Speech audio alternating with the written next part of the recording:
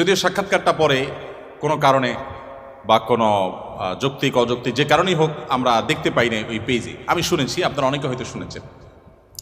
তিনি বলছিলেন যে পৃথিবী তার গন্তব্যের দিকে, ধ্বংসের দিকে এগিয়ে যাচ্ছে, এবং তিনি অন্য পার্সপেক্টিভ থেকে বলেছেন নিশ্চয়ই। কিন্তু আল্লাহ রাব্বুল আলামিন যা বলেছেন সেটি আমাদের সবাইকে উপলব্ধি করতে হবে এবং সেই গন্তব্যে আমাদের যেতে হবে। আমরা যাচ্ছি সেদিকে।